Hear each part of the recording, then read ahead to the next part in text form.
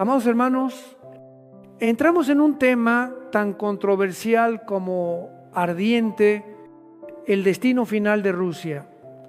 Cuando observamos el mundo, muchos repiten que hoy existen tres potencias que ejercen influencia decisiva: Estados Unidos, China y Rusia. Esos tres nombres aparecen una y otra vez en los noticieros, en los debates políticos, en el temor a la guerra, en los pronósticos económicos e incluso en las conversaciones cotidianas. Y por eso surge una pregunta muy natural en el corazón de muchos, tanto de los que creen en Dios como de los que todavía no creen. ¿Son estas tres potencias piezas clave dentro del cuadro profético de la Biblia para los últimos tiempos? Pero, amados hermanos, debemos aprender a mirar el mundo no solo con el lente de los medios, ni únicamente con mapas militares o cifras financieras. Nosotros miramos el mundo a la luz de la palabra de Dios, y cuando colocamos esta pregunta bajo esa luz, se vuelve más profunda, más cortante y también más solemne. Dentro del gobierno final del anticristo, anunciado en el Antiguo y en el Nuevo Testamento, ¿qué naciones ocuparán realmente el lugar central? ¿Quién se levantará para dirigir al mundo? Y en ese escenario, ¿dónde queda Rusia? ¿Dónde queda China? ¿Dónde queda Estados Unidos?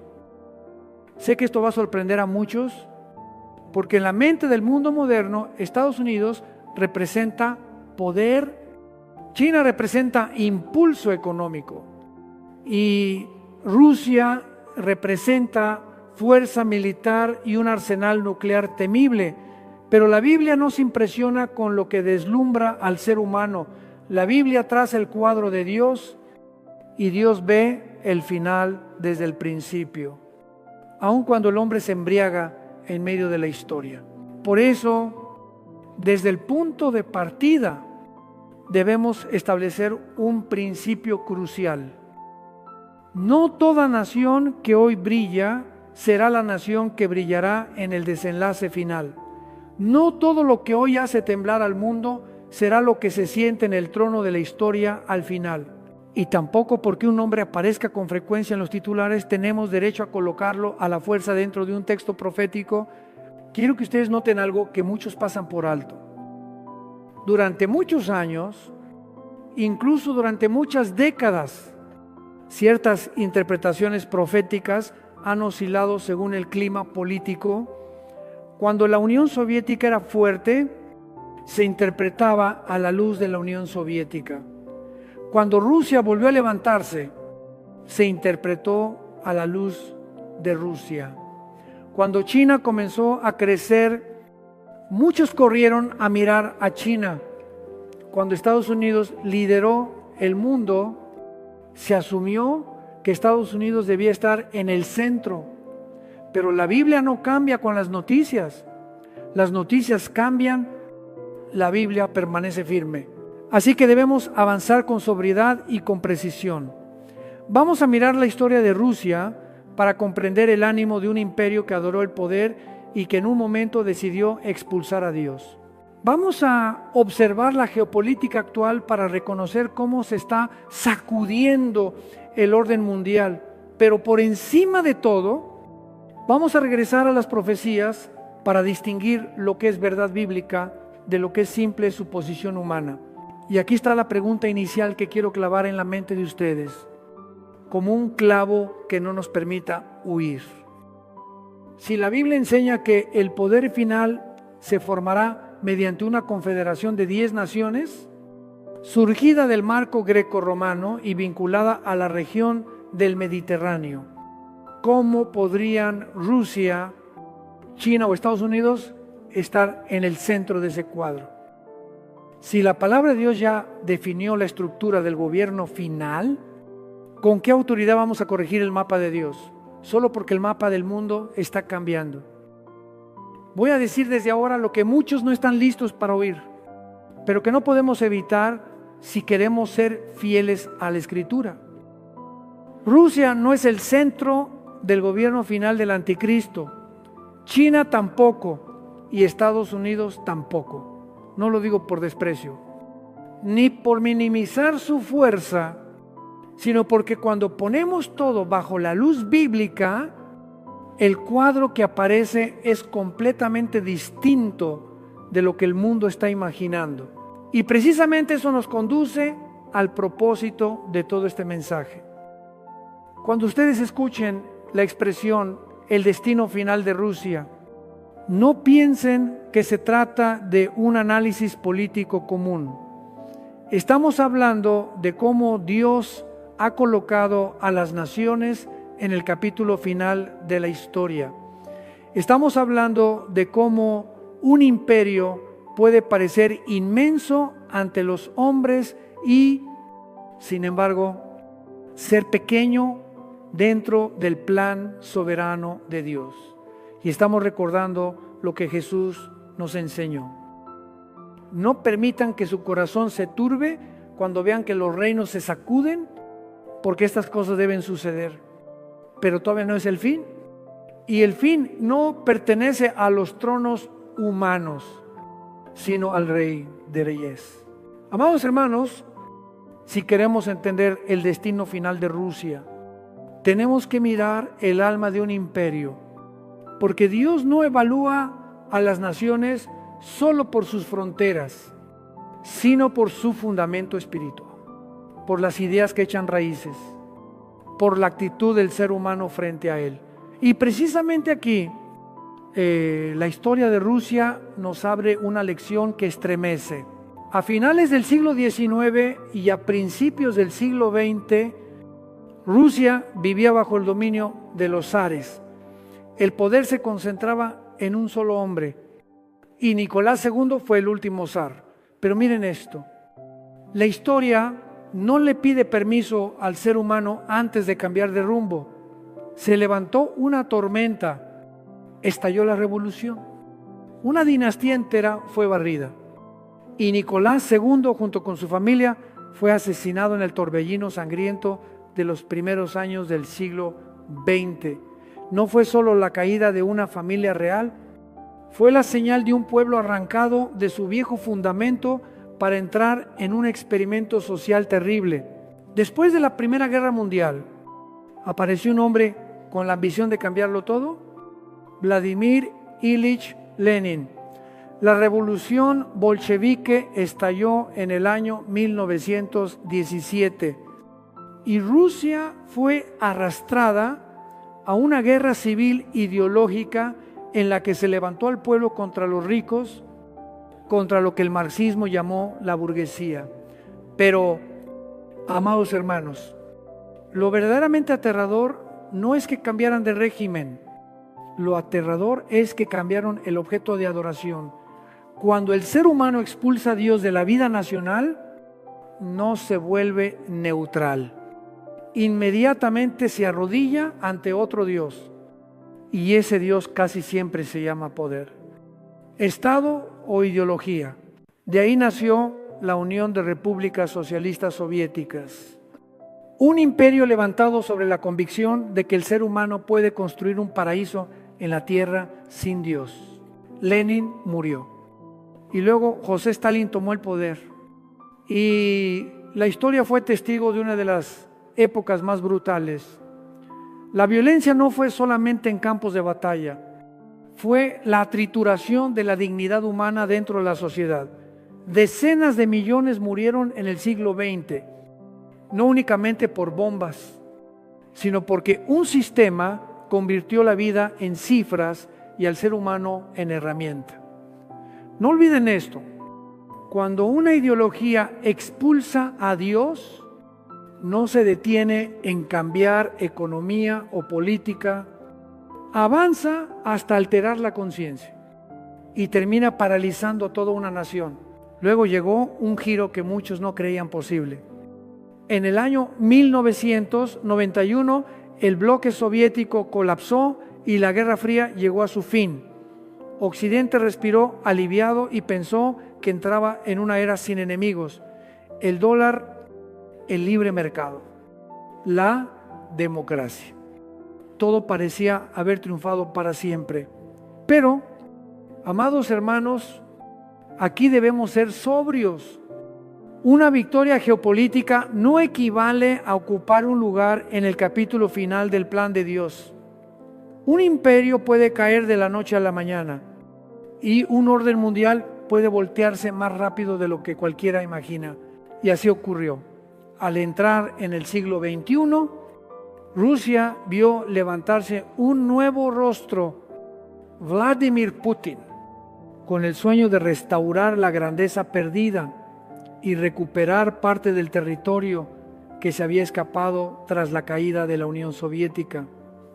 Al mismo tiempo, el mundo fue sacudido por el terrorismo islámico radical y las potencias occidentales comprendieron que el enemigo de la época no venía solo de una superpotencia rival, sino también de ideologías religiosas extremas dispuestas a incendiar el planeta. Y justamente en este punto de convergencia, ustedes comienzan a ver que la pregunta ya no es cuán fuerte es Rusia, sino hacia dónde está siendo empujado el mundo. Cuando las potencias se mueven, cuando las alianzas se reacomodan, cuando el temor se expande, más que nunca debemos volver a la palabra de Dios para discernir qué permanecerá firme cuando todo lo demás se derrumbe. Amados hermanos, cuando el bloque soviético se derrumbó en el año 1991, Occidente no solo respiró aliviado, también se embriagó de victoria. Creyeron que la historia ya había escogido bando, que el capitalismo y la democracia liberal se habían sentado en el trono y que desde ese momento ya no existiría un adversario capaz de desafiar ese orden y debemos mirarlo de frente, no para atacar a una nación, sino porque este es el engaño más peligroso del poder. Cuando un imperio se convence de que es invencible, en ese mismo instante su caída comienza a gestarse en silencio por dentro. Durante muchas décadas anteriores, desde la mitad del siglo XX hasta el fin de la Guerra Fría, el mundo vivió acostumbrado a dos polos. Pero cuando uno de esos polos se desvaneció, Estados Unidos quedó como el pilar restante y llegó a pensar que era el único. Y hubo una razón por la que esa confianza se volvió todavía más fuerte: el sistema financiero global. En el periodo que siguió a la Segunda Guerra Mundial, el dólar se consolidó como moneda dominante en el comercio internacional y de manera muy particular en la compra y venta del petróleo. Entiéndalo con un lenguaje sencillo. Cuando una nación controla la moneda que el mundo necesita para adquirir energía, esa nación tiene en la mano un interruptor. Y como la energía es la sangre de la economía, ese interruptor puede hacer temblar a muchos países sin disparar un solo tiro. Por eso, al entrar en los primeros años del siglo XXI, el planeta parecía estar encerrado en un marco fijo. Pero ocurrió lo que siempre ocurre cuando el ser humano confunde estabilidad con eternidad, lo que el hombre llama orden. Dios lo muestra como algo temporal, lo que el hombre llama seguridad. Dios demuestra que puede quebrarse por acontecimientos para los cuales nadie estaba preparado. Al mismo tiempo, otra fuerza empezó a levantarse. China aceleró su crecimiento económico, expandió su influencia y comenzó a competir de forma directa con Estados Unidos, Rusia, bajo el liderazgo de Vladimir Putin. Alimentó un sueño de restauración, no solamente recuperar territorio perdido después del año 1991, sino recuperar estatura, recuperar presencia, recuperar el temor que el mundo le tuvo. Y muchos pensaron que el futuro de la humanidad sería decidido por una lucha entre gigantes, por un pulso entre superpotencias, por una partida de ajedrez que definiría el destino del planeta. Pero, amados hermanos, mientras esas potencias se medían, apareció otro enemigo, no con fronteras, sino con ideología extrema, con terrorismo, con redes dispuestas a golpear a civiles para sembrar pánico. Y el mundo comprendió algo inquietante. El poder ya no provenía solamente de ejércitos y economías, también provenía de creencias radicalizadas, capaces de empujar a seres humanos hacia actos de crueldad que ellos mismos llaman sagrados. En ese momento, el mapa geopolítico comenzó a moverse como placas bajo el mar. Al principio sin ruido, pero cuando chocan, producen un tsunami. Y aquí es donde debemos detenernos y hacer una pregunta que muchos prefieren evitar. Si el mundo parece girar alrededor de 3 potencias, si el dólar mantiene su dominio, si China sigue ascendiendo, si Rusia insiste en recuperar grandeza, entonces, ¿por qué en el cuadro final que presenta la Biblia no vemos a Estados Unidos, no vemos a China y tampoco vemos a Rusia ocupando el centro al lecero? Esto nos obliga a aferrarnos a un principio que no podemos soltar. La revelación bíblica es progresiva. Nosotros no tenemos derecho a usar las noticias para reescribir la profecía. Tenemos el deber de usar la profecía para evaluar las noticias. La Escritura habla de una estructura de poder final, una confederación de 10 naciones, y de allí surge un líder mundial al que la Biblia describe con varios títulos. A algunos les agradará, a otros no, pero la verdad sigue siendo verdad. Y esto es lo que nos despierta. El mundo puede correr detrás de los nombres que hoy brillan, pero Dios está conduciendo la historia por los rieles que Él ya determinó. Así que cuando miramos las sacudidas del inicio del siglo XXI, no entramos en pánico, pero tampoco somos ingenuos. Entendemos que esas convulsiones pueden estar preparando el terreno para un orden distinto, un orden del que la Biblia habló con anticipación, y con esa sobriedad en el corazón es el momento de abrir la palabra de Dios. No para especular, sino para comparar, para examinar, para distinguir con claridad lo que Dios anunció en el libro de Ezequiel, en el capítulo 38 y en el capítulo 39, donde muchos creyeron que Rusia era el centro, pero cuando se lee con cuidado, el cuadro aparece completamente diferente. Amados hermanos, cuando nuestros ojos contemplan las sacudidas del mundo, lo más sabio no es adivinar, sino abrir la palabra de Dios y permitir que la Escritura misma nos ponga el marco, porque si no dejamos que la Biblia nos guíe, las noticias nos arrastrarán. Y si las noticias nos arrastran, terminaremos interpretando la profecía con emociones, en vez de usar la profecía para iluminar nuestras emociones. Comencemos por lo fundamental. La Biblia revela que el gobierno final del anticristo no será un imperio controlado por una sola superpotencia, sino una estructura de alianza. En el libro de Daniel y en el libro de Apocalipsis aparece la figura de 10 cuernos como una señal inconfundible de una confederación de 10 naciones. Esto es de enorme importancia porque indica que el mundo caminará hacia una reestructuración del poder, donde naciones se unirán para formar un bloque de administración común. Y de ese mismo bloque surgirá un líder con ambiciones globales.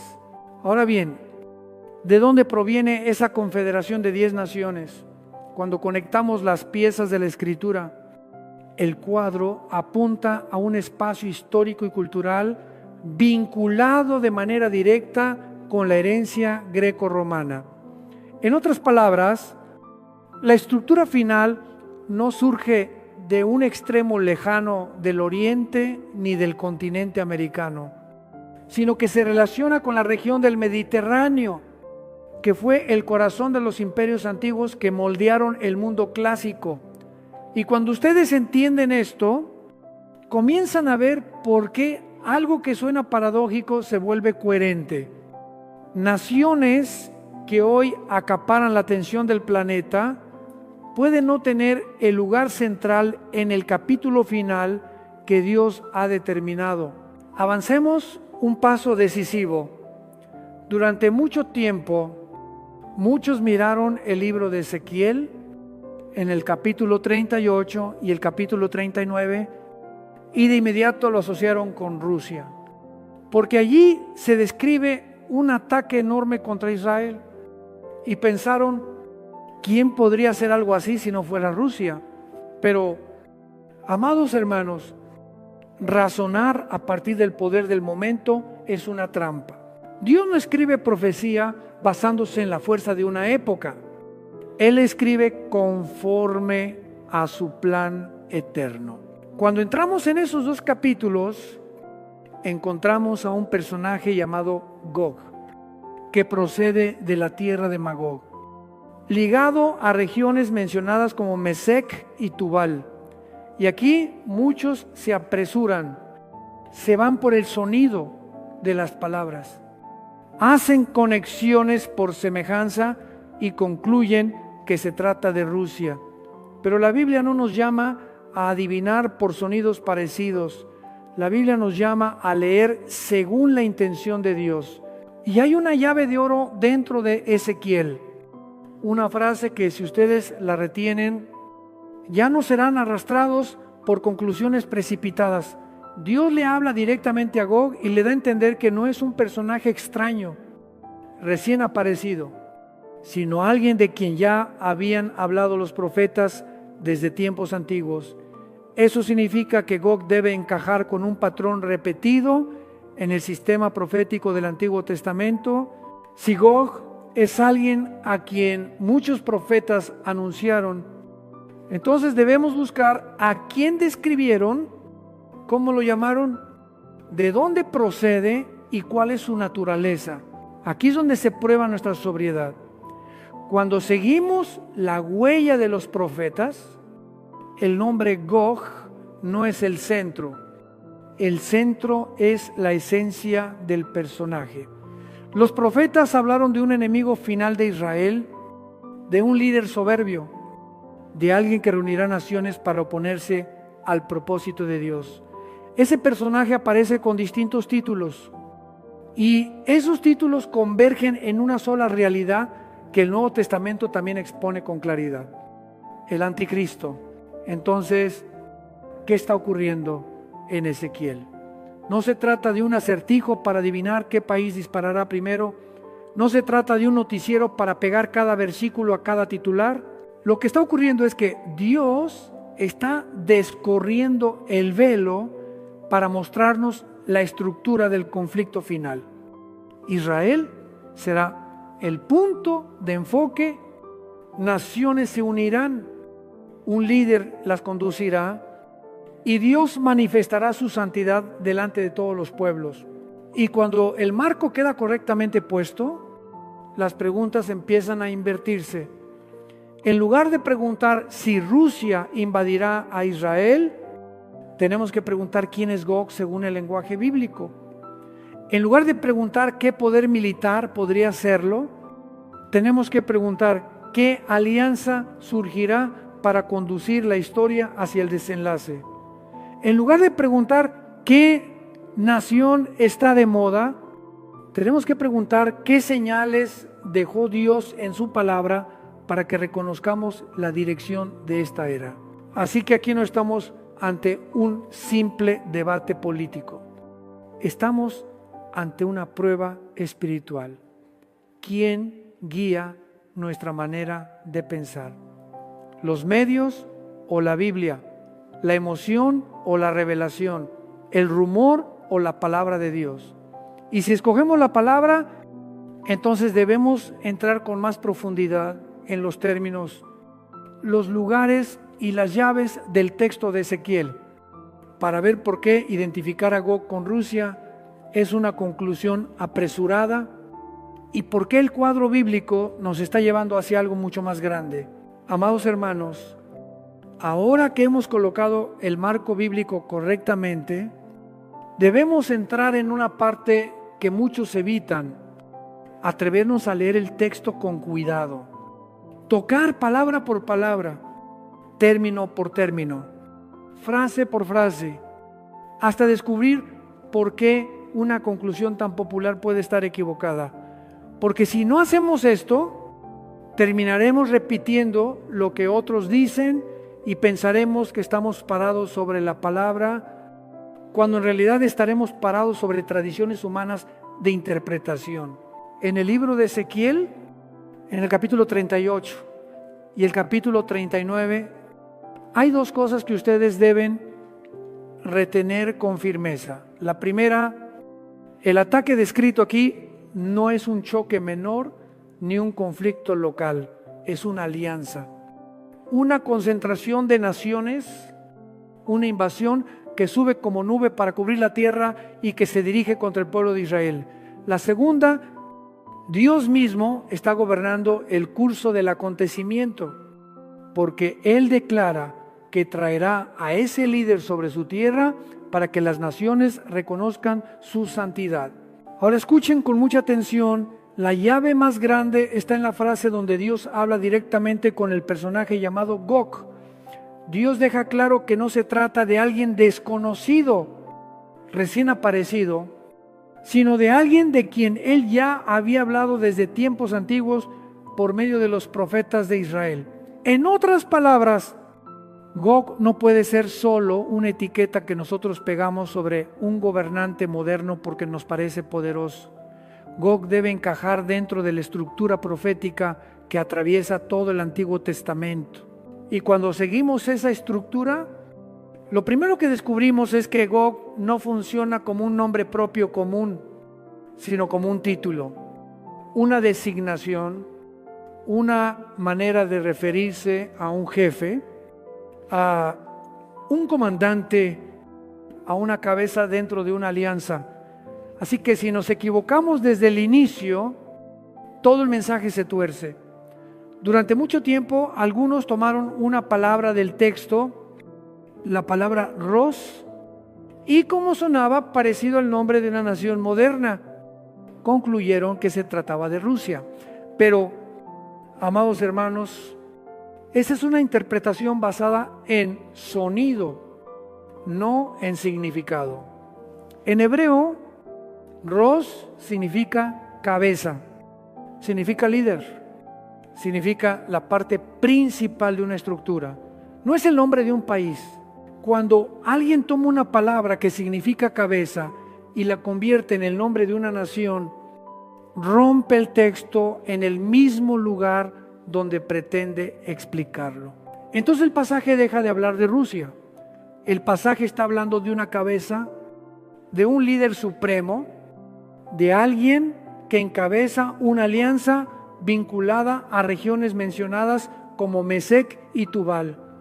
Y si ustedes continúan leyendo con sobriedad, verán que el flujo del texto apunta hacia un escenario geográfico cercano a Asia Menor, cercano a lo que hoy es Turquía y al entorno del Mediterráneo.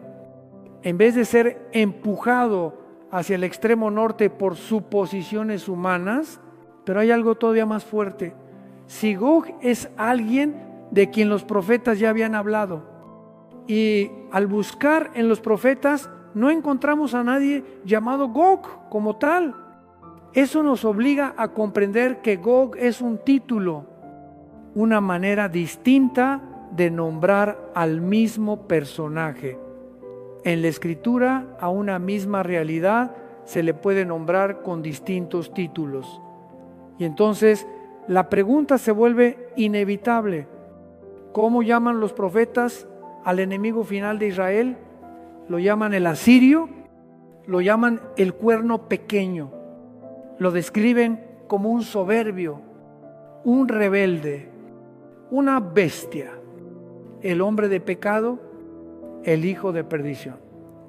Y cuando ustedes unen esos títulos, aparece un solo rostro, el anticristo. Amados hermanos, este es el giro de todo el tema. Si Gog es el anticristo, entonces toda la manera de leer Ezequiel, capítulo 38 y capítulo 39, tiene que cambiar. Ya no es una predicción de que Rusia, como nación moderna, atacará a Israel. Se convierte en una advertencia sobre la concentración final de naciones bajo el mando de un líder que se opone a Dios, que se dirige contra Israel y que finalmente entra en confrontación directa con la santidad de Dios. Y cuando ustedes entienden esto, comprenden por qué desde el principio afirmamos que Rusia no es el centro del cuadro final. Rusia puede ser temible hoy, pero el cuadro bíblico está describiendo algo más grande, más profundo y más aterrador. Una alianza y un líder que no surgirán solamente por tener más armas, sino porque el mundo entero será arrastrado hacia un orden falso, una paz falsa y un poder falso. Pero hay un punto más que debemos aclarar para no errar en el tiempo. El conflicto que describe Ezequiel no ocurre como un evento aislado. Está ligado al momento en que Israel ha sido reunido de entre muchas naciones. Está ligado al regreso del pueblo judío a su tierra. Y está ligado a un periodo final en el que Israel vivirá en un estado que la Escritura describe como seguridad. Y ese detalle nos conduce a la pregunta siguiente: ¿cuándo vivirá Israel con esa seguridad? ¿Y qué producirá esa paz temporal antes de que estalle la gran tribulación? Amados hermanos, ahora tocamos un detalle que, si se pasa por alto, tuerce todo el cuadro. El tiempo y las condiciones que describe Ezequiel. Porque la Biblia no solo nos dice quién, también nos dice cuándo y en qué contexto. En el libro de Ezequiel, en el capítulo 38, hay una frase que declara que esa invasión ocurrirá después de muchos días. Al cabo de los años, cuando Israel haya sido rescatado de la espada, reunido de entre muchos pueblos y devuelto a los montes que le pertenecen. Escuchen bien, esto no es un detalle menor, esta es la llave del tiempo. Porque antes de que exista un ataque como ese, Israel tiene que existir como nación en su propia tierra. Tiene que ser reunido después de un largo exilio y tiene que estar de nuevo sobre los montes de Israel. Y eso nos lleva a un hecho histórico que no se puede ignorar. El día 14 de mayo del año 1948, cuando Israel volvió a su tierra después de casi 2000 años de dispersión. Menciono esta fecha no para idolatrar la historia, sino para subrayar que la profecía estableció una condición y la historia mostró esa condición apareciendo. Si Israel no regresaba, esta profecía no podía entrar en su fase final. Pero aquí surge un obstáculo grande, y ese obstáculo nos obliga a seguir leyendo con seriedad. Porque Ezequiel también habla de un estado en el que Israel habitará con seguridad, en paz, sin temor. Y ustedes pueden preguntarse con honestidad, desde el día 14 de mayo del año 1948 hasta hoy, ¿ha vivido Israel con esa seguridad? La respuesta es que no. Apenas declararon su existencia como nación, estalló la guerra. Y después las tensiones y los conflictos se sucedieron como olas una tras otra. En el año 1956, luego en los primeros días de junio del año 1967, con la guerra de 6 días, Y más tarde, en el año 1973, con la guerra de Yom Kippur, Israel ha tenido que luchar repetidamente por sobrevivir. Y a eso se suman décadas posteriores marcadas por terrorismo, ataques y confrontaciones regionales, de tal forma que jamás ha entrado en un periodo de paz verdadera. Entonces, ¿cómo puede cumplirse la profecía que habla de seguridad si la realidad ha sido una vida constante en alerta? Aquí ustedes comienzan a ver algo profundo. La seguridad que menciona Ezequiel no es una sensación frágil de unos cuantos días. Es un periodo, es una garantía, es una paz construida por un pacto mayor. Y este detalle nos conecta de inmediato con otra profecía. En el libro de Daniel, en el capítulo 9, versículo 27, donde se anuncia un pacto confirmado por 7 años y quebrantado a la mitad de ese periodo. Cuando ustedes unen estas dos piezas, comprenden cómo Israel podría experimentar una seguridad temporal, no porque de pronto sea amado por sus enemigos, sino porque aparecerá un hombre con suficiente poder para imponer un orden, con suficiente autoridad para detener por un tiempo a los adversarios, y con capacidad de firmar un pacto que haga creer a Israel que por fin ha entrado en una etapa de tranquilidad. Pero, amados hermanos, esa seguridad será falsa, porque ese mismo hombre, a la mitad del tiempo, traicionará, romperá el pacto y levantará aquello que Jesús llamó la abominación desoladora en el Evangelio según Mateo, en el capítulo 24, a partir del versículo 15. Jesús declara que cuando eso ocurra, los que estén en Judea deben huir. Él no les dice que se queden a negociar, no les dice que esperen a ver qué pasa, les dice que corran, porque vendrá una tribulación como nunca antes la hubo. Por eso, cuando Ezequiel describe a Israel habitando en seguridad y luego siendo cubierto por una invasión como nube sobre la tierra, ese cuadro nos lleva directamente al tramo final, donde una paz falsa abre paso a una persecución real, donde un pacto que promete protección se convierte en una trampa, y donde el mundo cree que está entrando en un nuevo orden, cuando en realidad está entrando en la confrontación definitiva contra Dios. Y una vez que se entiende esta llave del tiempo, ustedes pueden ver que la guerra de Ezequiel no es un titular que pueda colocarse en cualquier año a conveniencia, sino un cuadro que encaja en el clímax de los últimos días. En ese clímax Dios hará lo que el ser humano jamás podrá hacer. Manifestará su santidad delante de las naciones y llevará a Israel a reconocer al Mesías que por tanto tiempo rechazó.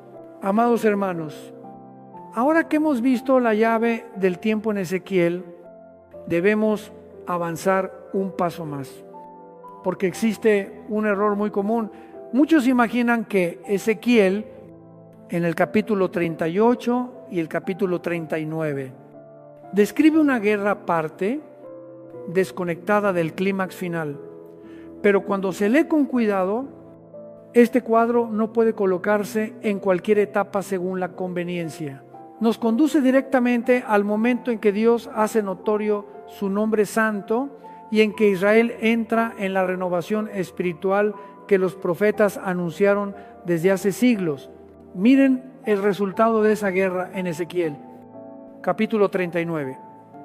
Dios declara que hará notorio su nombre santo en medio de su pueblo Israel y que desde entonces su nombre no volverá a ser profanado y que las naciones sabrán que Él es el Dios santo en Israel. Amados hermanos, ese no es el lenguaje de un conflicto local, ese es el lenguaje de un giro espiritual de alcance mundial. Porque si después de ese acontecimiento el nombre de Dios ya no es profanado, eso significa que ocurrió una conversión profunda, que hubo un cambio de dirección en el corazón de Israel y que la presencia de Dios se vuelve evidente delante de las naciones. Y cuando ustedes colocan estas palabras junto a otras profecías, el cuadro encaja con precisión. En Joel capítulo 3, las naciones son reunidas para que Dios las juzgue porque dividieron su tierra y porque dañaron a su pueblo. En Zacarías capítulo 12, Jerusalén se convierte en piedra pesada. Las naciones se juntan contra ella. Y entonces sucede algo decisivo. Dios derrama espíritu de gracia y de oración. Y ellos miran al que traspasaron y lloran con arrepentimiento. Y en Zacarías capítulo 13 se anuncia una fuente abierta para limpiar el pecado y la inmundicia de la casa de David y de los habitantes de Jerusalén. ¿Lo ven? Estas piezas no hablan de muchas conversiones diferentes, hablan de un solo momento, el instante en que Dios interviene de manera definitiva y Israel vuelve al Mesías. Por eso, cuando alguien intenta ubicar Ezequiel, capítulo 38 y capítulo 39, en una etapa anterior como una guerra independiente, termina fabricando dos renovaciones espirituales para Israel.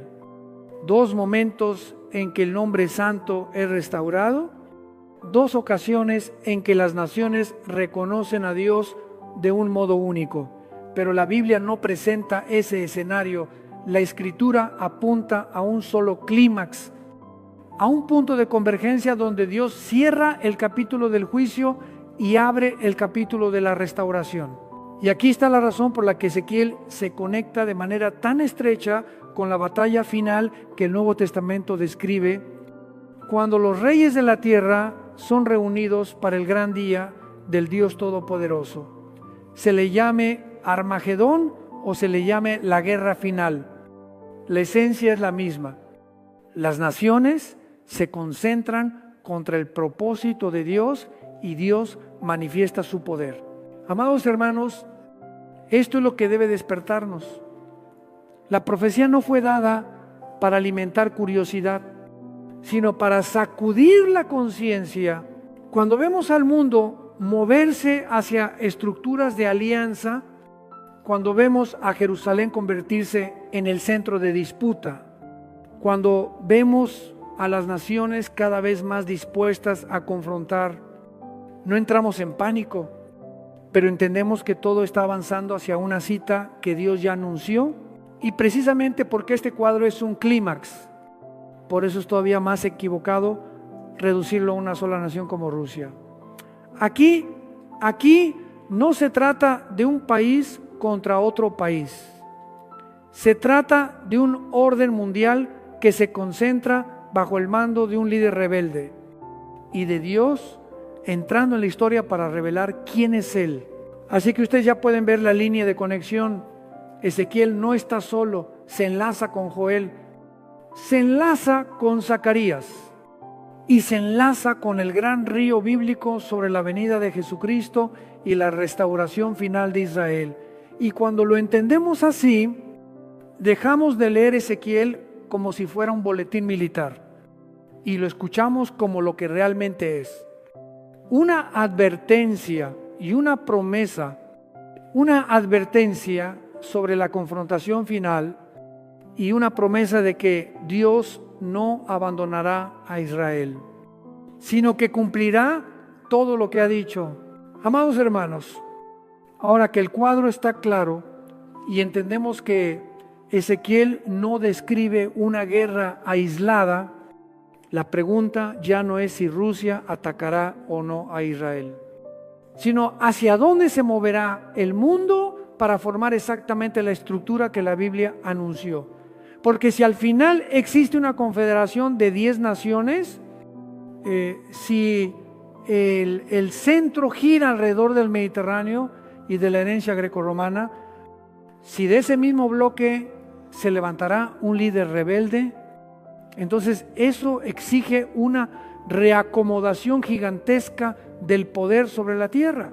Y aquí está lo que a muchos les cuesta aceptar. Las potencias que hoy parecen dominar no necesariamente desaparecerán de un día para otro, pero no podrán conservar el nivel de supremacía que hoy tienen para llegar al desenlace. Cuando la Escritura describe un orden final en el que no hay lugar para superpotencias fuera de esa estructura, eso implica que vendrán giros que debilitarán, fracturarán o modificarán su papel. No tiene que ser un solo golpe, puede ser una cadena de acontecimientos que poco a poco le quiten firmeza a la silla donde hoy se sientan. Recuerden esto, Dios muchas veces no derriba un imperio con un solo golpe. Él permite que sus contradicciones internas crezcan, permite que la soberbia produzca decisiones equivocadas, permite que alianzas artificiales se deshagan en el momento preciso. Y cuando eso sucede, un imperio cae sin entender por qué cayó. Entonces, ¿qué podría hacer que Estados Unidos deje de ser el centro? Un orden financiero puede sacudirse, una moneda puede ser desafiada, una sociedad puede pudrirse por dentro por la decadencia moral. Una nación puede ser fuerte por fuera y frágil por dentro. Y la Biblia nos enseña una verdad dolorosa. Cuando un pueblo rechaza a Dios, pierde sabiduría para gobernarse a sí mismo. Y al final el desorden devora su fuerza como la polilla devora la madera. ¿Y qué podría impedir que China llegue al desenlace como potencia dominante? La economía puede ahogarse por la energía, por el comercio, por crisis de cadenas de suministro, por pérdida de confianza. Y a veces lo que derrumba a una potencia no es un enemigo disparando, sino factores que no logra controlar. La demanda de energía, la estabilidad social y las fisuras internas. El mundo moderno corre con petróleo, corre con energía. Y quien tenga cortado ese flujo puede tambalearse rápidamente. Y Rusia cayó en el año 1991 y en el siglo XXI trató de levantarse otra vez. Pero levantarse no significa ser escogida para ocupar el centro del desenlace. Rusia puede funcionar como un factor de inestabilidad, como una fuerza que empuja al mundo a reestructurarse, como un agente que obliga a que bloques se acerquen o se separen. Pero la Biblia no coloca a Rusia como la cabeza del orden final. Y eso significa que Rusia tendrá que quedar en otro lugar, o debilitada, o desplazada, o absorbida por un reacomodo más amplio que se levante alrededor del Mediterráneo. Amados hermanos, aquí es donde muchos se atascan. Quieren una respuesta simple. ¿Qué país hará qué cosa y en qué fecha? Pero la profecía no fue dada para alimentar ese tipo de curiosidad. La profecía fue dada para que discernamos la dirección, para que reconozcamos la forma del orden final y sobre todo para que entendamos que Dios está gobernando la historia. Y cuando miramos a Europa en nuestros días, vemos una señal digna de reflexión. Europa ya no es un continente culturalmente homogéneo como antes. Olas de migración, cambios demográficos, tensiones religiosas y el debilitamiento del fundamento cristiano tradicional han creado un escenario donde una nueva conexión entre Europa y el Medio Oriente ya no suena imposible. Cuando un continente pierde su fundamento espiritual, busca otro fundamento. Cuando una civilización abandona la verdad, queda expuesta a sustitutos. Por eso la idea de una alianza alrededor del Mediterráneo ya no es solo un concepto lejano, es una dirección que puede ser empujada por presión de seguridad, por crisis energética, por conflictos religiosos, por la necesidad de controlar comercio y por el miedo a la guerra. Estas fuerzas pueden obligar a naciones a sentarse juntas, no porque se amen, sino porque temen lo mismo. Así que cuando hablamos del destino final de Rusia, no estamos hablando solamente de Rusia, estamos hablando de cómo Dios reacomodará el escenario mundial para que encaje con lo que Él ya declaró en ese proceso. Algunas naciones perderán protagonismo, algunas alianzas se romperán y otra alianza surgirá. No porque el ser humano sea sabio, sino porque Dios está conduciendo la historia hacia el punto que Él determinó. Amados hermanos, cuando miramos la dirección en la que se está moviendo el mundo, lo más importante no es satisfacer curiosidad, sino entender cómo Dios quiere que la iglesia viva en una era que se está acelerando. Porque si lo que la Biblia describe comienza a tomar forma, entonces la pregunta deja de ser si adivinamos el nombre de una nación y pasa a ser si estamos velando o no. Quiero que ustedes observen algo muy práctico. La profecía jamás fue dada para producir personas adictas a las noticias. La profecía fue dada para producir personas que saben orar, que saben arrepentirse, que saben vivir en santidad y que saben poner su esperanza en Jesucristo. Cuando leemos capítulos difíciles, no tenemos derecho a convertirlos en un juego de suposiciones. Debemos permitir que se conviertan en una trompeta que despierta la conciencia. Y aquí está algo que muchos olvidan en todos los cuadros sobre los últimos tiempos. La Escritura no solo habla del colapso de naciones, también habla de la prueba de fuego de la iglesia. Porque cuando el mundo se sacude, una fe basada únicamente en emociones se derrumba. Una fe basada solo en comodidad se derrumba. Una fe basada en la facilidad también se derrumba. Solo la fe edificada sobre la palabra permanece firme. Amados hermanos, estamos viviendo un tiempo en el que la moral de la humanidad se desliza hacia abajo. La verdad es reemplazada por sentimientos. Lo correcto es reemplazado por intereses. La santidad es tratada como si fuera una reliquia. El pecado es cubierto de azúcar y vendido como libertad. Y lo más alarmante es que muchos ya no sienten vergüenza. Cuando una sociedad pierde la vergüenza, pierde su último freno. Y entonces se precipita como un vehículo cuesta abajo. En ese contexto, entiendan que la reestructuración del poder mundial no es solamente asunto de presidentes y generales. Viene acompañada de una reestructuración espiritual, un ambiente de engaño donde el ser humano cada vez odia más la verdad y ama más lo que le resulta cómodo. Y ese ambiente prepara el terreno para un líder falso, una paz falsa y un orden falso. La gente no es engañada solamente por falta de inteligencia, es engañada porque no ama la verdad. Por eso, lo que la iglesia necesita en estos días es volver al fundamento, volver al temor de Dios, volver a una vida de oración, volver a la fidelidad en la familia, volver a la justicia en el trabajo, volver a la limpieza de los ojos, de los oídos, de la boca y del corazón. Porque si el mundo camina hacia un orden falsificado, la iglesia tiene que vivir como un pueblo santo, sin diluirse, sin dejarse arrastrar. Amados hermanos, lo digo con toda seriedad. Hay personas que solo quieren oír sobre el anticristo, pero no quieren oír sobre la cruz. Hay personas que quieren hablar de señales finales, pero no quieren abandonar pecados ocultos. Hay personas que quieren discutir sobre Israel, pero no quieren perdonar a los suyos dentro de casa. Y eso es ceguera espiritual. Si ustedes no son fieles en lo pequeño, no podrán permanecer firmes en lo grande. Y esto me duele.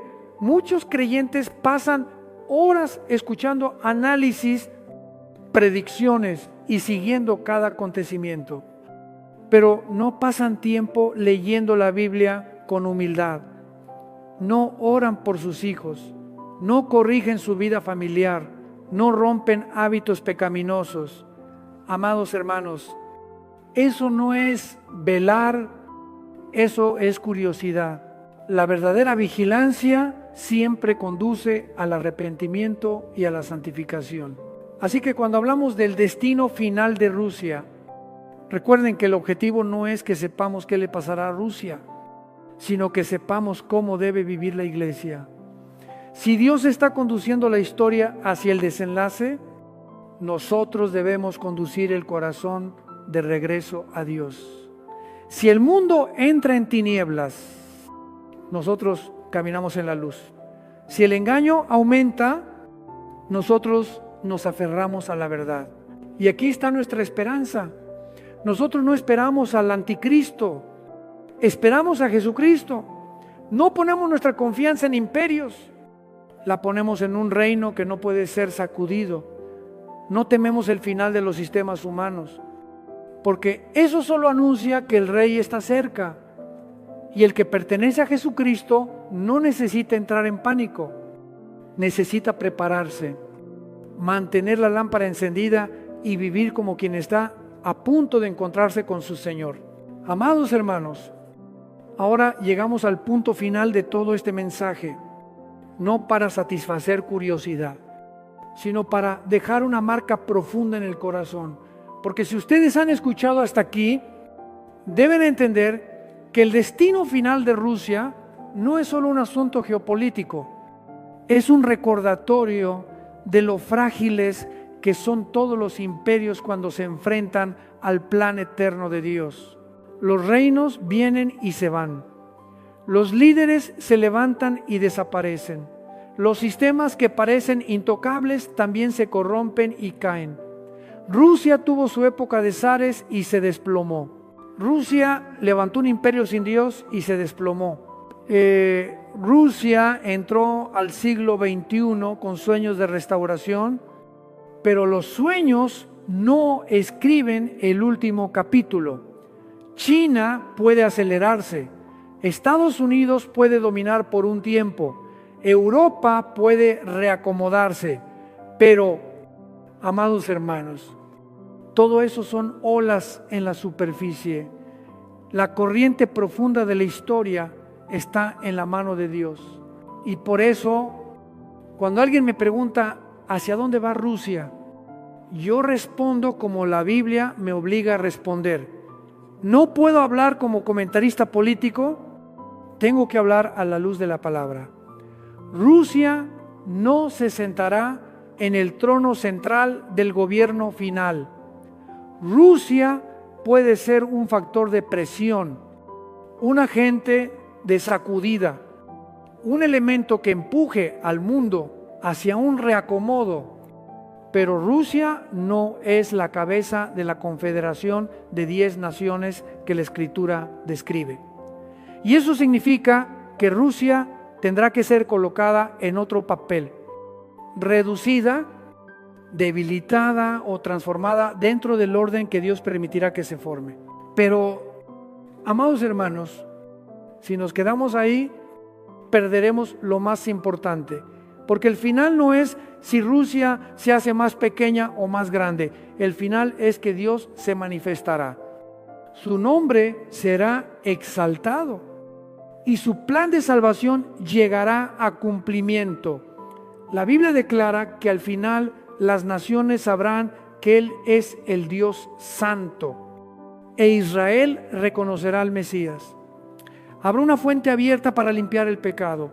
Habrá una restauración que ningún parlamento puede votar para impedir, que ningún ejército puede detener con armas y que ningún imperio puede torcer con tratados.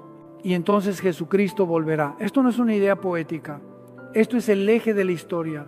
Cuando Él regrese, no viene a hacer campaña, no viene a negociar, viene a reinar, viene a poner la justicia en el trono, viene a terminar con la soberbia humana y a derribar los órdenes falsos.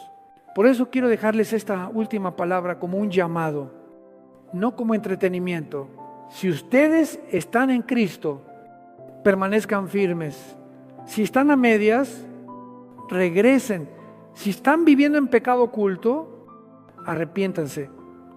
Si están fríos, clamen por el fuego del Espíritu Santo. Si tienen temor por lo que dicen las noticias, recuerden que Dios jamás pierde el control. Miren al mundo, pero no permitan que el mundo gobierne su corazón. Escuchen los acontecimientos, pero no dejen que les roben la paz. Estudien profecía, pero no olviden que el propósito de la profecía es llevarlos a santidad y esperanza.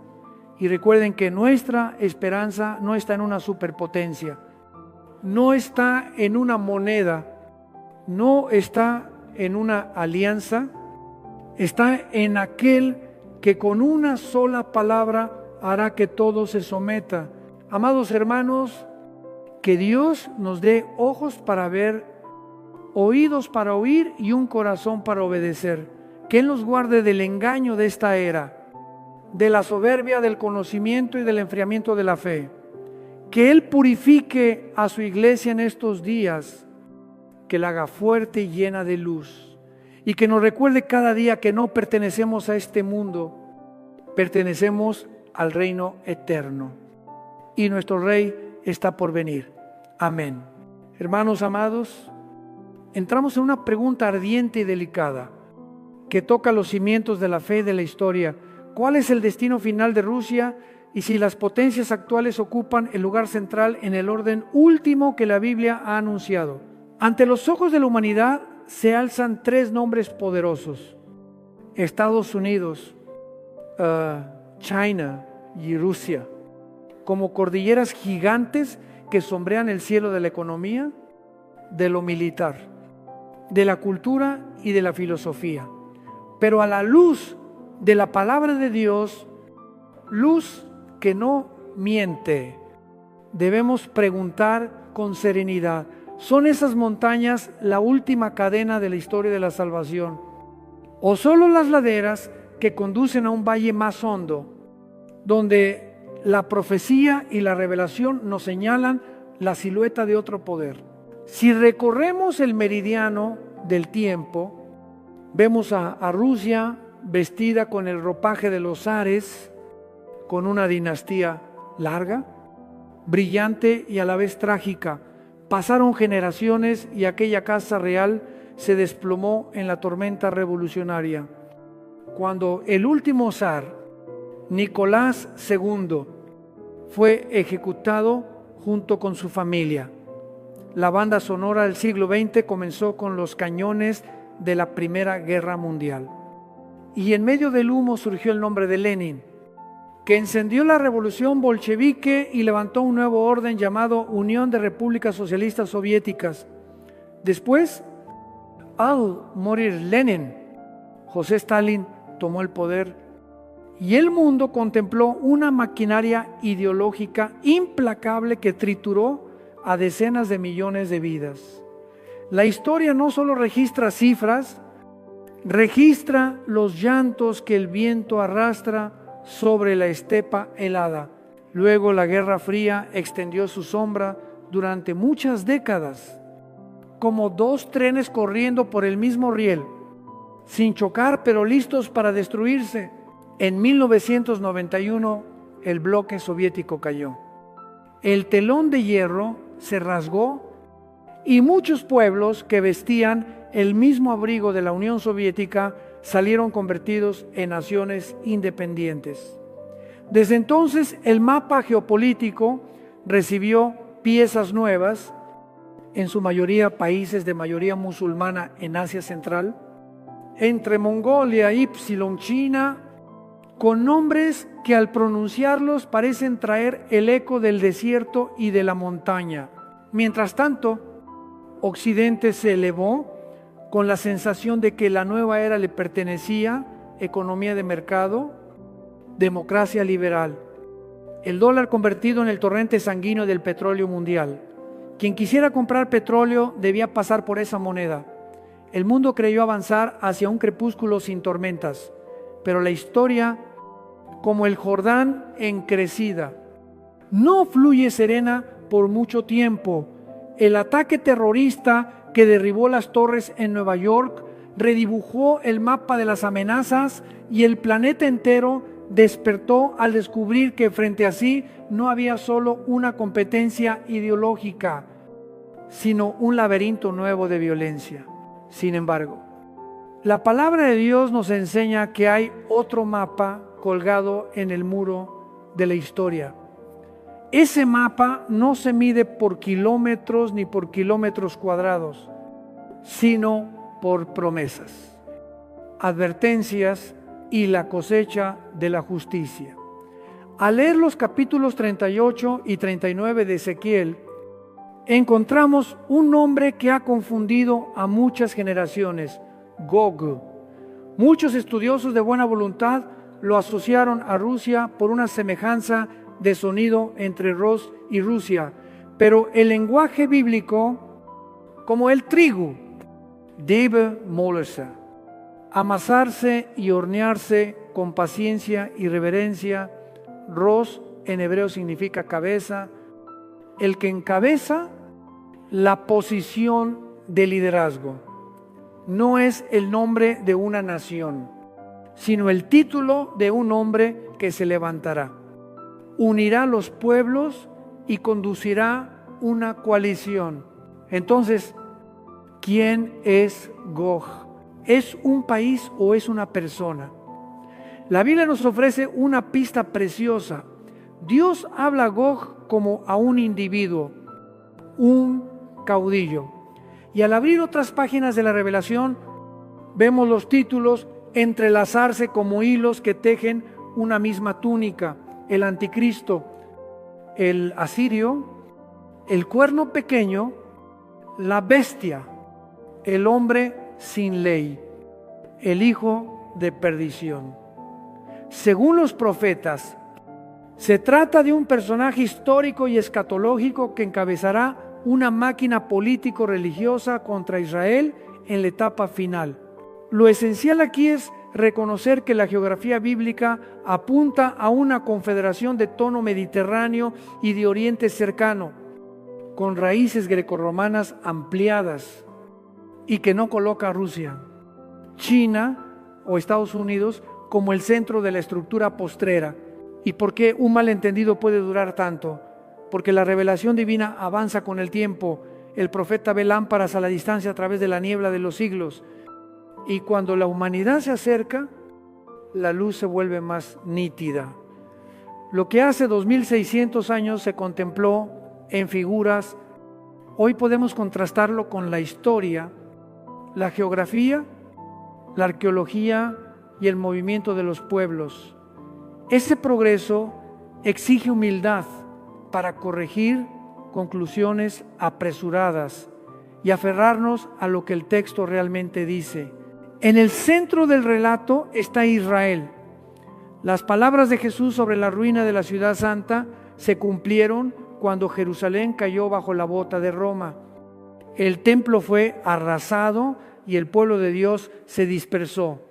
Luego, como en la visión del valle de los huesos secos, los huesos se juntaron, los tendones cubrieron, la figura apareció, pero el aliento aún debía venir. El 14 de mayo de 1948, la nación de Israel renació. Volvieron con la lengua de los padres, con la memoria del culto y con la ley como marco de vida.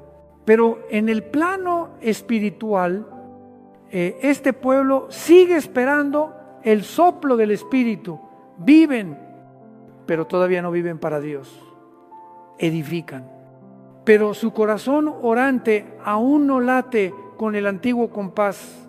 Aún así, el pacto no ha sido anulado, porque Dios es fiel a la palabra dada a Abraham. Desde entonces, la historia de Israel es una cadena de hornos de prueba. Guerra al día siguiente de la independencia, la crisis del canal. 6 días de trueno, oleadas de conflicto que se superponen. Alguien pregunta si Dios ha abandonado a Israel. No, a quien se le confía mucho. Mucho se le demanda. Israel es el único pueblo en la historia con un pacto como nación con Dios.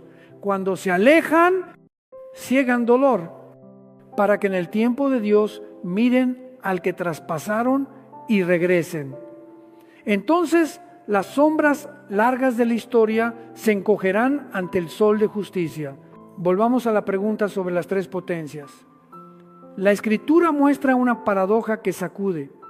Esos nombres resplandecientes de hoy no ocuparán el puesto rector en la arquitectura final. Rusia puede tener un arsenal gigantesco. China puede ser la gran fábrica del mundo. Estados Unidos puede sostener el liderazgo monetario y militar, pero la alianza última no girará en torno a ellos. Se levantará un orden de 10 reinos que brotará de la herencia grecorromana, extendido sobre el arco mediterráneo, Anatolia y el Oriente cercano, donde pueblos musulmanes han convivido por siglos con memoria imperial y una pasión religiosa encendida. Allí surgirá un líder, no desde el Kremlin ni desde Washington, sino desde la tierra que los profetas llamaron Asiria en el mapa antiguo, es decir, la región de Siria e Irak en el mapa moderno. ¿Qué significa esto para nuestra fe? Primero, no permitamos que el corazón sea llevado por la noticia ardiente. Dejemos que la palabra de Dios marque el rumbo. Cuando el mundo se nubla ante gráficos económicos y el calor de los misiles, a la iglesia se le entrega la lámpara de la palabra para alumbrar sus pasos. Después, no confundamos el ruido con la voz. El ruido de las superpotencias puede imponerse, pero la voz de la revelación traza un sendero estrecho y firme. Preparar el alma, discernir lo verdadero de lo falso, mantenerse en la fe en medio del torbellino informativo. Por último, recordemos que la historia tiene timonel, sobre todo parlamento hay un trono, sobre todo tratado hay un pacto, sobre todo caudillo hay un rey. Y si preguntamos cómo reconocer la estación profética, las señales son claras. Israel vuelve a su tierra, el desierto florece, los pueblos musulmanes del entorno se aferran entre sí, surge una paz frágil garantizada por un personaje de gran poder. Esa no es la paz del espíritu, es una paz firmada con la tinta de la política. La Escritura enseña que cuando digan paz y seguridad, de repente vendrá la ruina. Por eso no tememos, pero sí velamos con mayor lucidez. En el plano pastoral, lo urgente no es calcular fechas, sino permitir que la palabra rehaga el mapa del corazón. Hay fortalezas interiores que deben caer, hay pactos falsos que deben romperse, hay ídolos sutiles que deben ser desenmascarados, el espíritu del anticristo, antes de ser un personaje en la pantalla de la actualidad. Ya es una tentación que se filtra en el pensamiento y nos empuja a elegir la fuerza en lugar de la cruz, el control en lugar de la obediencia, el miedo en lugar de la confianza. Para vencer en los últimos tiempos hay que vencer en la cámara secreta de la oración. Para resistir la confederación del mundo hay que vivir en comunión con el Espíritu Santo.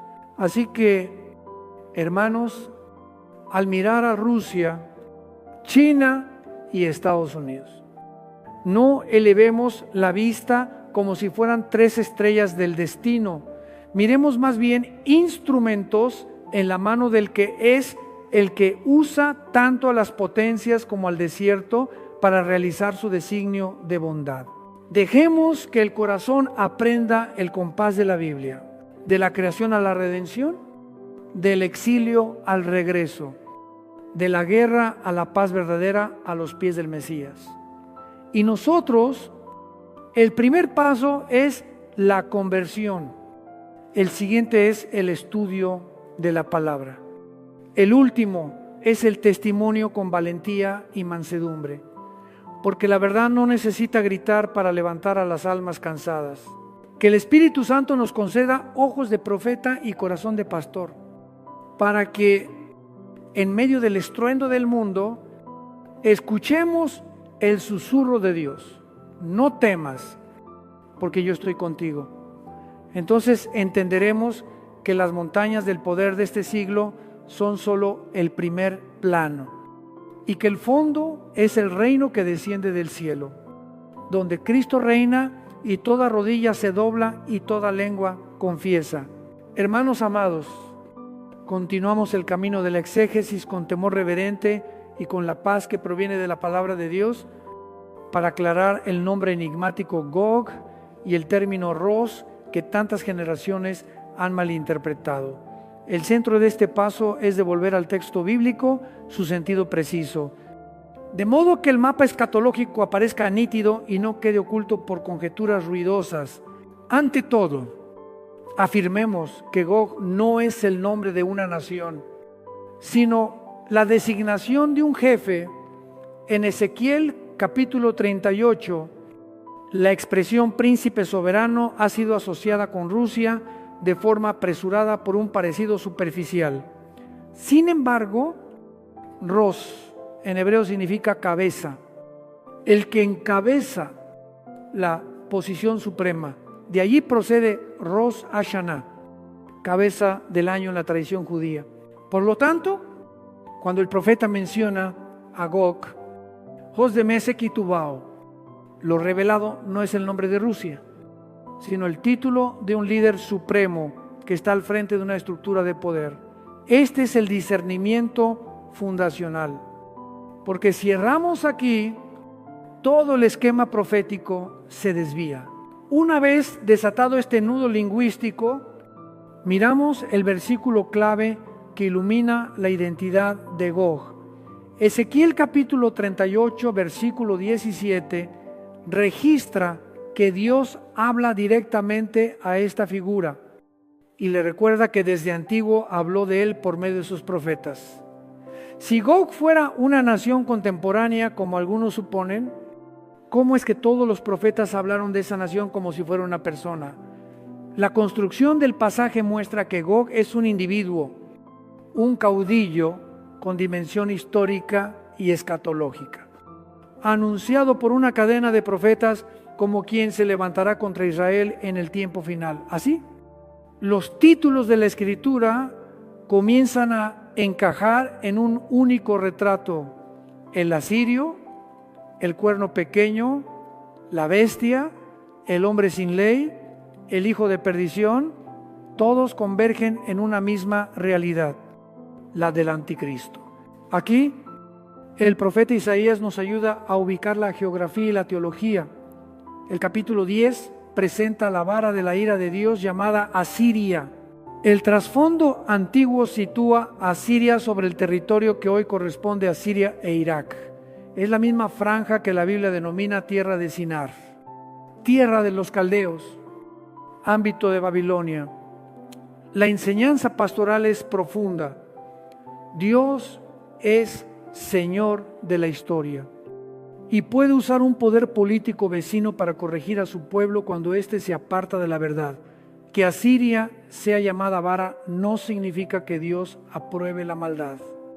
Significa que Él gobierna la historia para que todo termine sirviendo a su plan de salvación. Cuando la obra de corrección se complete, el soberbio será juzgado. Este es el ritmo de obra y juicio que los profetas proclaman al unísono. ¿Por qué entonces persiste la confusión entre Rusia y Gog? Porque solemos leer la revelación con ojos dominados por la coyuntura, mientras que la revelación es progresiva y pide humildad. Lo que los profetas contemplaron en imágenes y figuras hoy se aclara mediante la historia, la arqueología, la filología bíblica y el mapa moderno. A medida que nos acercamos al tramo final, las piezas encajan con mayor precisión Y cuando encajan, descubrimos que la flecha de la Biblia no apunta a Moscú, ni a Pekín, ni a Washington, sino a un arco mediterráneo y de Oriente cercano, donde confluyen pueblos musulmanes, herencia grecorromana y memoria imperial. Necesitamos también releer la historia de Israel a la luz de este itinerario.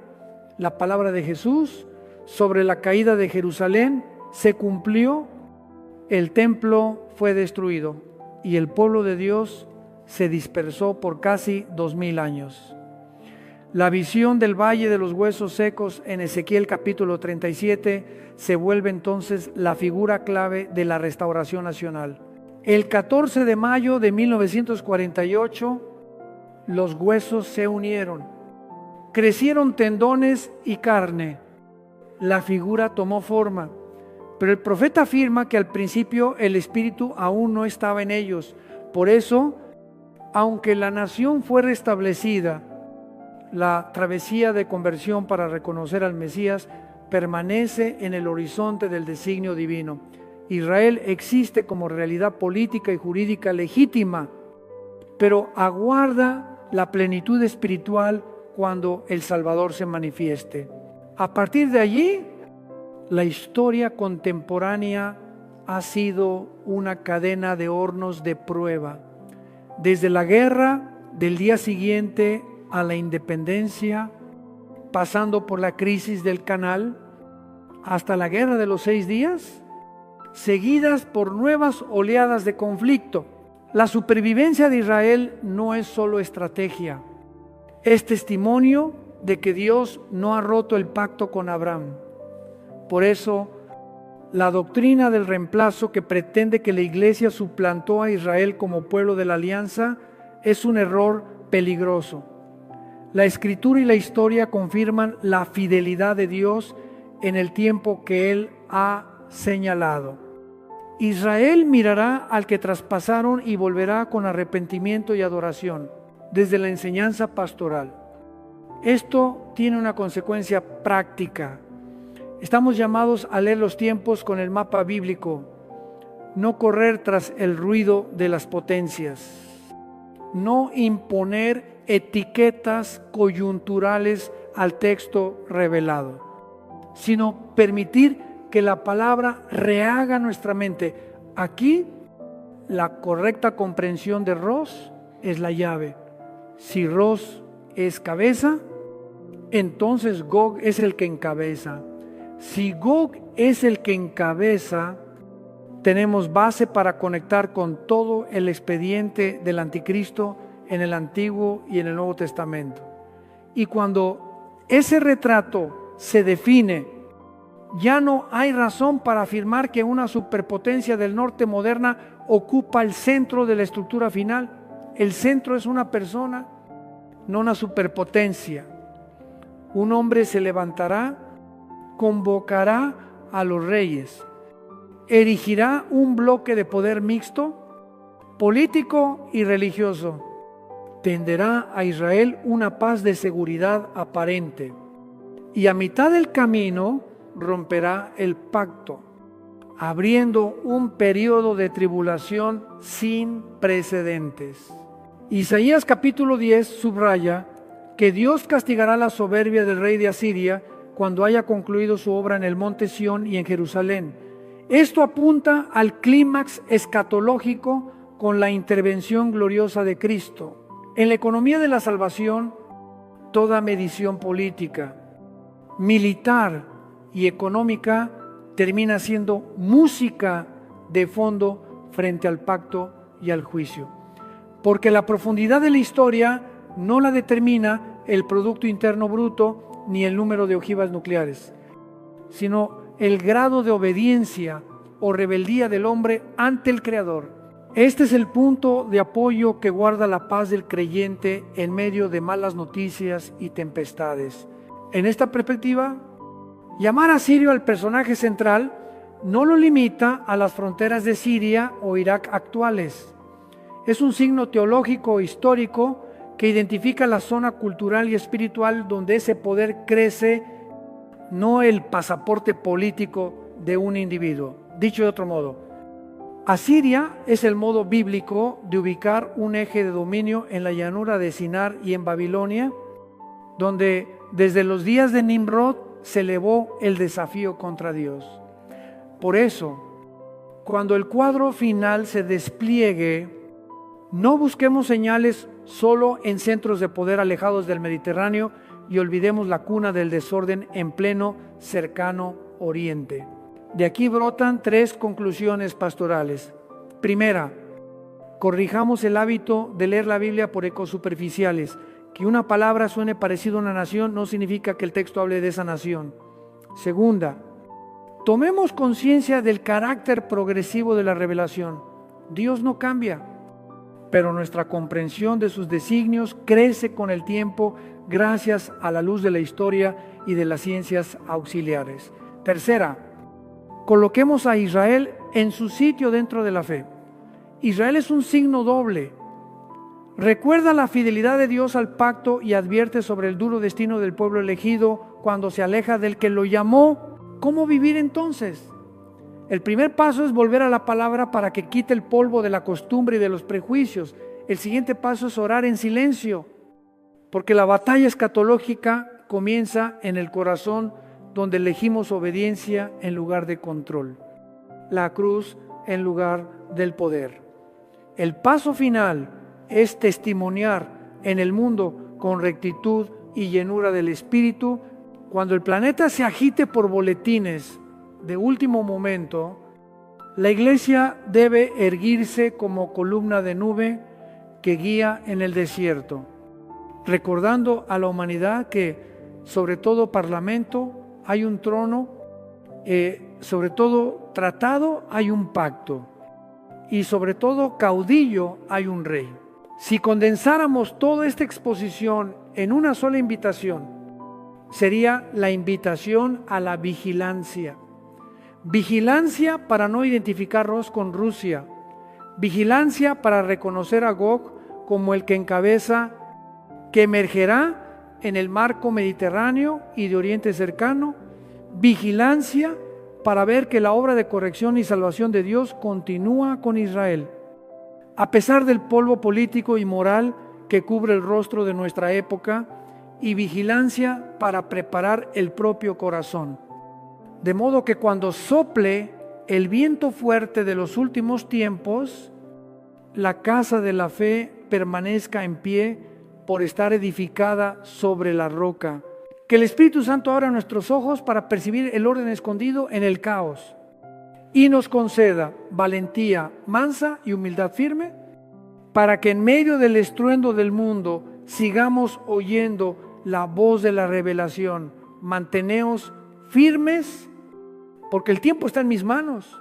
Hermanos amados, al mirar los giros de la historia reciente, contemplamos una cadena de hechos tan sorprendentes como luminosos, como si la mano de la providencia hubiera escrito entre los polvos de la guerra, en la guerra de los 6 días.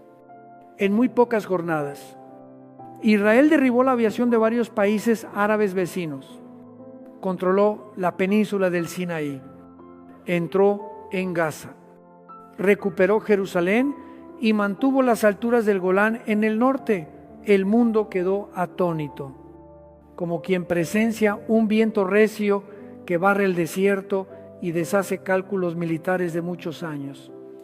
Pero entre los vítores de la victoria persistía la música discreta de una nostalgia. Era el anhelo por el monte del templo, el corazón religioso del pueblo, donde el muro de los lamentos sigue guardando el clamor de generaciones. El judío que se detiene ante aquellas piedras lleva un peso en el alma, porque el corazón de Israel aún no late libremente en el culto. Esa imagen nos enseña un secreto espiritual.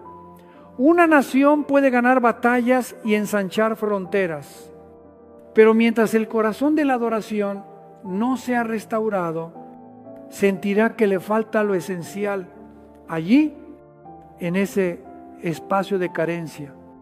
la palabra nos habla del ritmo de los tiempos últimos. Volvamos al retrato profético. Afirmamos una vez más que Gog no es Rusia. Gog es la figura del anticristo, el hombre que llevará el estandarte de una gran coalición contra Israel. Los profetas no le dieron un nombre de país moderno, sino títulos revelados. Miqueas capítulo 5 habla del asirio como un guerrero que irrumpe en la tierra santa con afán de aplastarla. El término asirio no es un pasaporte político, es una brújula teológica y geográfica que apunta a un eje de poder que brota de la llanura de Sinar y de Babilonia, donde desde los días de Nimrod la humanidad levantó una torre en desafío a Dios. Por eso, para leer bien las señales, no debemos encadenar los pasajes proféticos a un único mapa coyuntural, sino dejarnos conducir por el texto hacia el marco cultural, religioso y de poder que este señala. Ezequiel capítulo 38 nos ofrece un hito temporal precioso. La invasión llega después de que Israel haya sido librado de la espada y reunido de entre las naciones en la tierra de sus padres. Es el cuadro de un pueblo que ha vuelto de un desierto que florece, de ciudades pobladas, de granjas que zumban y de colinas vestidas de olivos. Admirablemente, todo esto se ha verificado poco a poco en la historia contemporánea. Con todo, el texto subraya un detalle fino cuando ocurre ese acontecimiento. El pueblo vivirá con una sensación de seguridad. El término hebreo betaj habla de un estado de asentamiento confiado, de la idea de contar con un aval. No es la paz del espíritu, es una seguridad política firmada y garantizada por un personaje de gran autoridad. Así, la escritura cierra ciertas hipótesis que imaginan la guerra estallando en medio del pánico extremo de Israel y abre un escenario distinto, un silencio peligroso en el que se cree que todo está en orden y de pronto irrumpe la tormenta. ¿Quién podrá otorgar a Israel una garantía semejante? La revelación responde que será un hombre, no una alianza descabezada. Él encabezará 10 reinos dentro del espacio de la herencia greco-romana ampliada y poseerá la llave para persuadir a pueblos musulmanes. En la tradición islámica existe la expectativa de un líder llamado Mahdi, que conduciría al mundo a un orden regido por la ley religiosa. Si un actor político supiera instrumentalizar esa esperanza, podría articular tribus, clérigos y gobiernos, generando la impresión de una voz común. Bajo ese influjo se firmará un pacto de 7 años, tal como fue presentado desde el profeta Daniel respecto de la semana 70. Luego, a mitad del periodo, es decir, tras 3 años y medio, el pacto se romperá. Caerán las máscaras y el gobernante mostrará su verdadero rostro al profanar el lugar santo, provocando la abominación desoladora de la que habló Jesús. A partir de ese punto se desatará una persecución feroz sin precedente en la historia de Israel. Al poner esta serie de visiones junto a la historia, no pretendemos alimentar la curiosidad, sino edificar la sabiduría y la firmeza. La curiosidad se entretiene contando nubes, la sabiduría prefiere cimentar la casa sobre roca, la curiosidad persigue titulares encendidos, la sabiduría aprende a discernir entre ruido y voz. Por eso la iglesia necesita volver a la palabra y permitir que la palabra reordene la mente. La palabra enseña que el poder del mundo, por brillante que parezca, solo es telón de fondo de un drama mayor, donde el pacto de Dios y su juicio justo deciden el desenlace. La palabra enseña que la paz verdadera no proviene de papeles ni de firmas, sino de la presencia de Emmanuel en medio de su pueblo. También enseña que Israel, aunque espiritualmente distante por ahora, sigue en la palma de la mano de Dios y que, llegado su tiempo, mirará al que fue traspasado y volverá con lágrimas de conversión. Del lado de la humanidad, las convulsiones del siglo actual revelan una gran tendencia. La globalización concede a los líderes una capacidad inédita para entrelazar comunicación, finanzas y fuerza militar. Las plataformas tecnológicas convierten la voz de un hombre noticia que recorre el planeta en minutos. La fe de las comunidades se ve sacudida por la guerra informativa, por imágenes que provocan miedo y por algoritmos que elevan los contenidos extremos.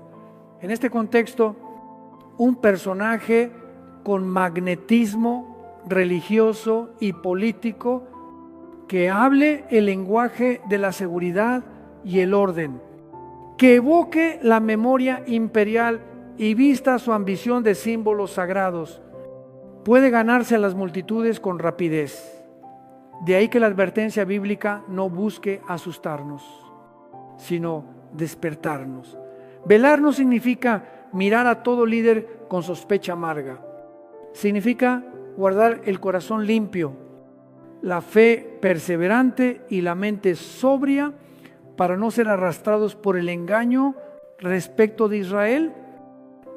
La historia reciente es a la vez canto y suspiro. Canto porque el desierto ha florecido. La tecnología agrícola ha vuelto jardín la aridez y las ciudades se han convertido en centros de investigación y creatividad.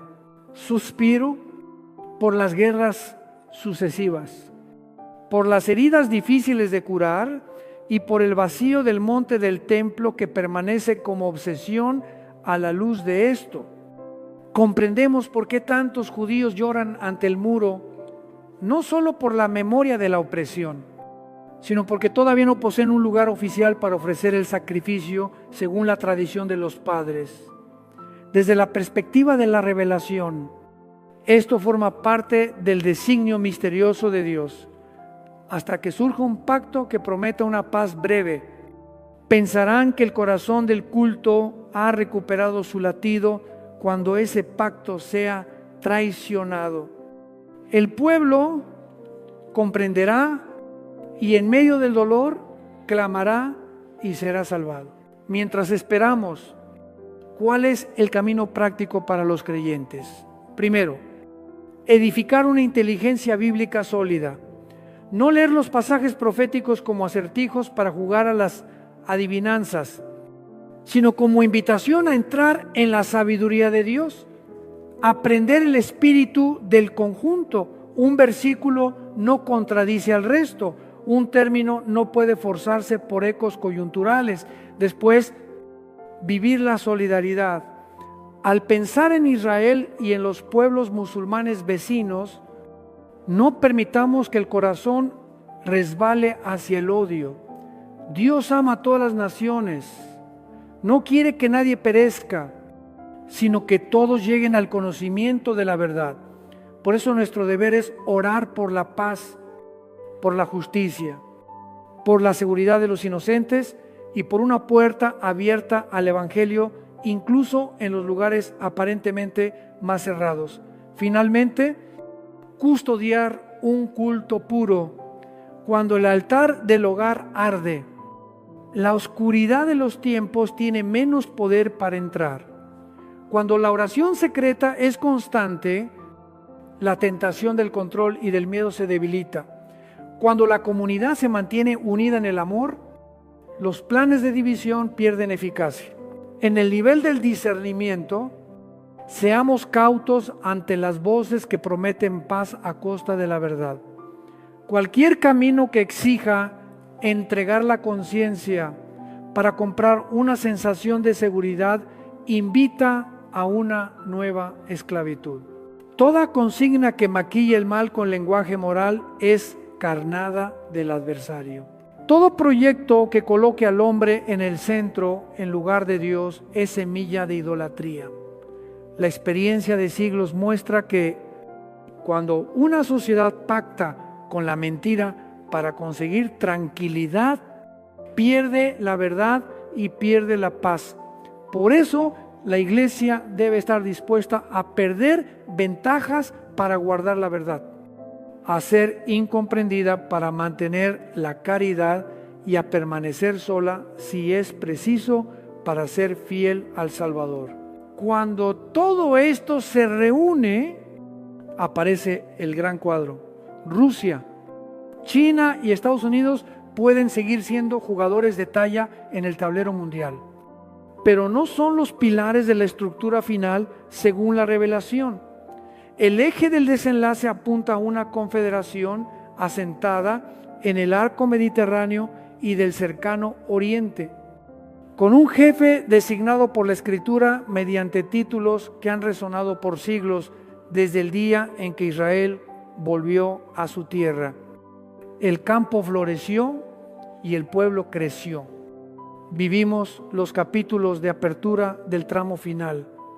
La tarea pendiente de la iglesia no es adivinar fechas, sino permanecer fiel a su misión, predicar el evangelio, enseñar en la verdad, sostener al débil, suplicar por la paz y aceptar la parte de sufrimiento del evangelio con esperanza de gloria. Hermanos amados, ante tales sacudidas no temáis, velad, mantened los ojos en el resucitado, dejad que el Espíritu nos enseñe a caminar en la tormenta con el corazón en reposo, dejad que la palabra sea brújula en la mano, lámpara en la noche. Y cuando el tiempo de Dios llegue, veremos cumplidas sus promesas. Israel será levantado, las naciones convocadas, el demonio derrotado y el reino del Mesías resplandecerá sobre todos los montes. Entonces se apagará el ruido del mundo y quedará un solo canto, el canto de la misericordia que triunfa, de la justicia que besa la paz, de la luz que disipa las tinieblas. Ojalá que desde hoy cada uno empiece a aprender ese canto para entonarlo pleno cuando Él venga. Amén.